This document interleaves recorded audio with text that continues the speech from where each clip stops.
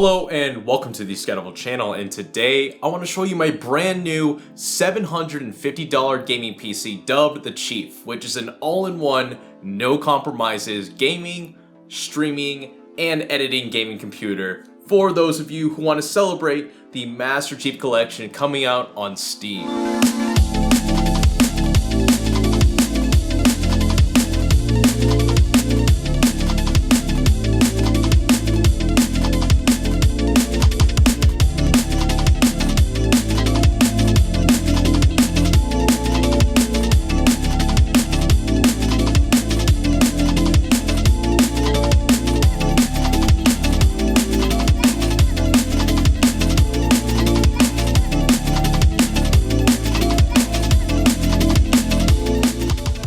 So the reason why I created this gaming PC was because many of you wanted a $750 brand new gaming PC, and that's what I'll do. And thankfully, I think this gaming computer turned out very well. It's got a beefy 6-core processor to handle not just gaming, but on top of that, a little bit of streaming, a really beefy and thick graphics card which can not only just do 1080p gaming but also tackle on high resolution 1440p gaming for a price you wouldn't expect, and also actually some high capacity RAM which will allow you to do a little bit of video editing and rendering on the side. And of course, it's got looks of a much more expensive computer than what it actually is. So more or less, I wanted to provide a brand new gaming computer that looks just like the gaming YouTubers or Twitch streamers that you look up to, but for a modest price. So in this video, I'm going to be covering first the parts and what I like about each one of them, the upgradability of the computer, say if you had more budget later on to upgrade certain things, the gaming benchmarks,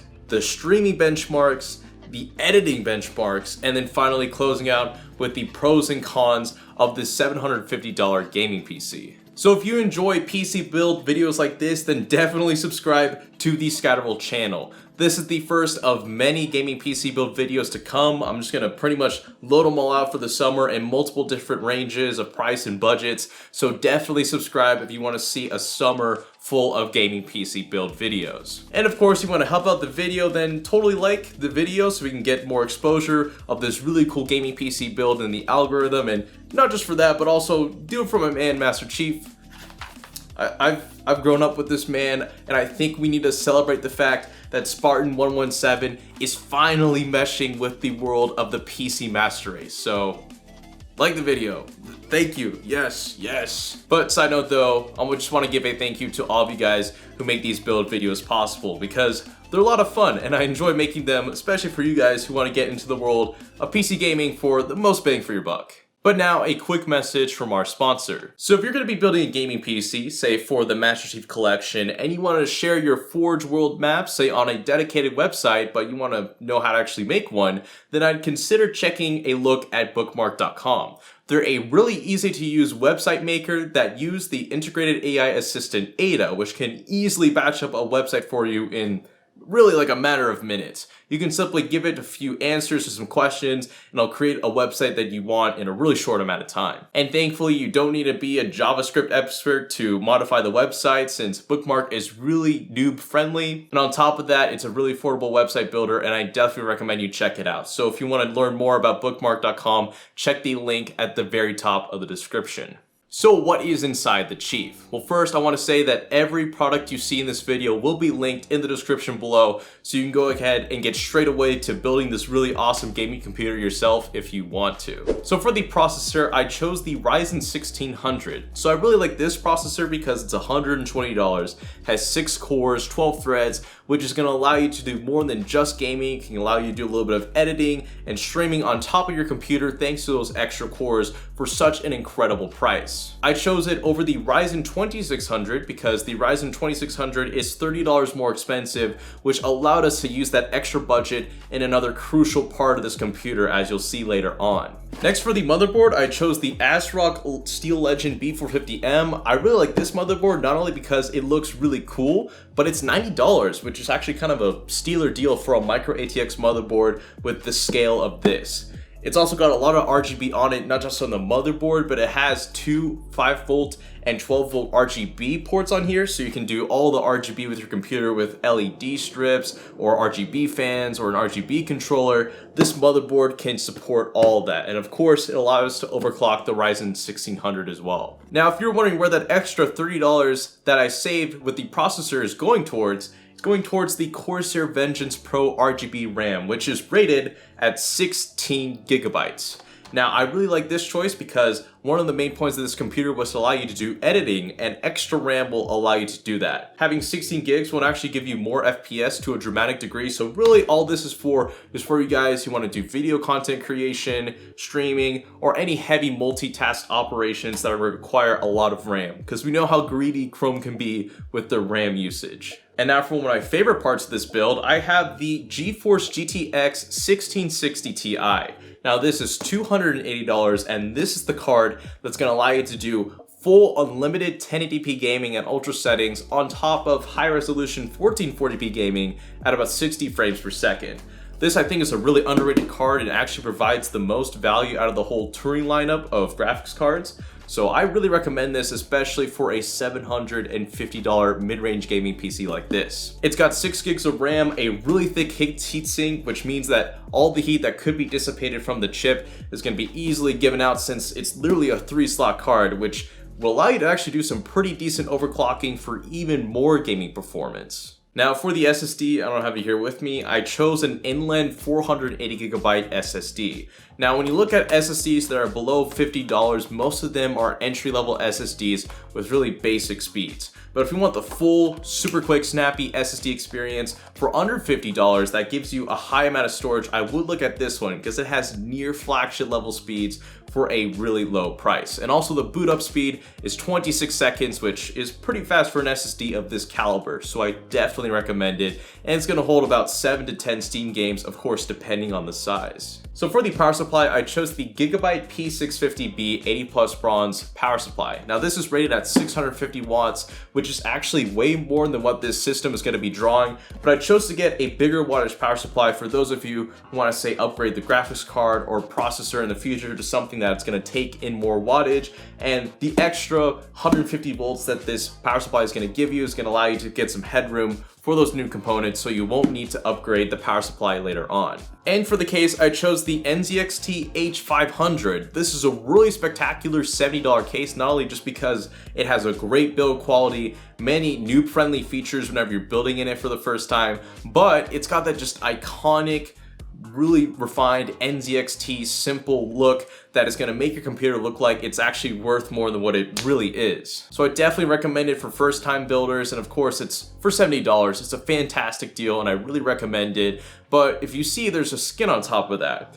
And next up, I want to mention the V1Tech Master Chief skin that we have for this computer. So V1Tech reached out to me and they were like, hey, you want to spec out one of your builds with a really cool skin? And I'm like, absolutely. And I couldn't think of anyone better to tribute than Master Chief, since he's going to be coming to PC with the Master Chief collection. So this right here is a custom skin that you can purchase off of v1tech.com for $200, which yet again, a link for their website will also be in the description along with all the other parts. So if you wanted to get a custom skin for this computer, then you're welcome to do that, though it is not necessary. So without the skin, the total cost of this computer is $755. But now let's say you had some extra budget to spend and you wanted to use it on upgrades. So say you had an extra $50 and the total budget of this computer is $800. What should you spend that on? Well, for you, I would go ahead and upgrade the SSD from a 480GB size to a 1TB size, which will allow you to have much more space for library of games on your Steam, Epic Store, Origin Store accounts. But more importantly, it'll kind of give you ease of having to possibly upgrade your storage solution in the future, because games are getting larger in size, and just having that 1TB cap is going to give you so much stress-free experiences when installing any new games on your computer. But what if you had an extra $100 to spend? And so the total price of your computer would be $850. For that, I actually ditched the SSD upgrade I just talked about, and I grabbed yourself a Ryzen 2600 over the 1600 and an RTX 2060 over the GTX 1660 Ti. If you can pecker up an extra $100, I would really recommend going with this over what we have, because while what's already in the system is very solid, if you got this, you'd be even better off, and you probably would not have to upgrade the processor or graphics card of this system for at least 3.5 years. So that would just put you in a much more better spot in terms of graphics performance and gaming performance. So if you have an extra bucks, I would recommend looking at this, but what we already have inside the system is really good as well. This is just like icing on the top of a cake. It's, you know, I'll take that part out. Anyways, that's the parts. Those are the upgrades. And now let me go ahead and show you guys the gaming, streaming, and editing benchmarks.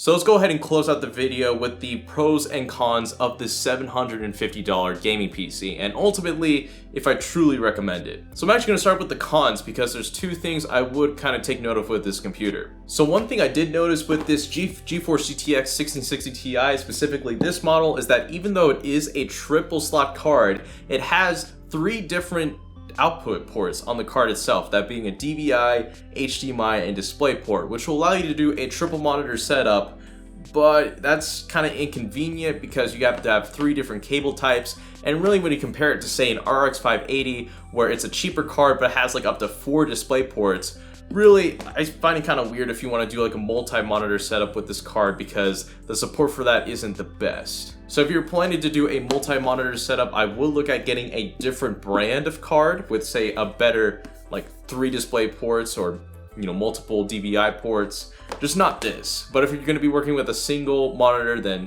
still get this. And secondly, the NZXT H500 does a great job of exhausting the air out of the case with the 2 built-in fans, but there isn't exactly any fresh air flowing in through the front of the case.